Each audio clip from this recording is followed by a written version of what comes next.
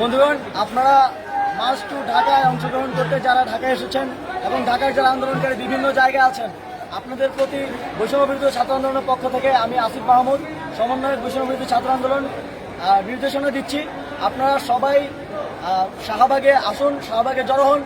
আমরা শঙ্কা করছি যে বাংলাদেশে গণতান্ত্রিক ব্যবস্থার উৎখাত করে মার্শাল ল জারি হতে পারে, অর্থাৎ সামরিক শাসন জারি হতে পারে। আমরা গতকাল রাতেই ঘোষণা করেছি সামরিক শাসন কিংবা ফ্যাসিবাদকে সার্ভ করে এই ধরনের কোনো শাসন আন্দোলনরত ছাত্র জনতা মেনে নেবে না। আমরা এ বিষয়ে আমাদের ছাত্র জনতার যে ঘোষণা সেটি শাহবাগ থেকে দেব। আপনারা সবাই শাহবাগে আসুন, যে যেখানে আছে ঢাকার মিছিল নিয়ে শাহবাগে আসুন।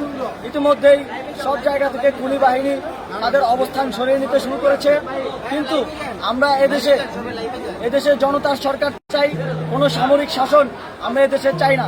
সামরিক শাসন যখনই এসেছে বাংলাদেশের ক্ষতি করে গিয়েছে, আমরা কোনো প্রকার সামরিক শাসন চাই না। এবং আমরা জানি আমাদের যে সামরিক ব্যবস্থা আছে, যে সেনাপ্রধান আছেন, তিনি শেখ হাসিনার আত্মীয় হন। এই আত্মীয়তার সম্পর্কের মধ্যে যে কোনো ধরনের ক্ষমতা হস্তান্তর হলে সেক্ষেত্রে তা ফ্যাসিবাদকে সার্ভ করবে বলে আমরা মনে করি।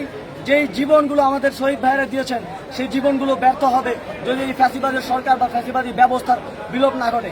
আমরা এই ফ্যাসিবাদী ব্যবস্থার বিলোপ চাই, শুধু ব্যক্তি হাসিনার পতন সেটা সম্ভব না।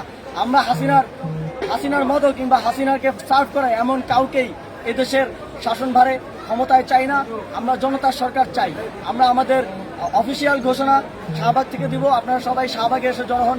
ঢাকার যে যেখানে আছেন সবাই শাহবাগে আসুন। যদি কোথাও বাধা আসে সেই বাধার টপকে বাধার উপর দিয়ে জনতার বুলডোজার চালিয়ে আপনারা শাহবাগের দিকে আসুন। ধন্যবাদ সবাইকে।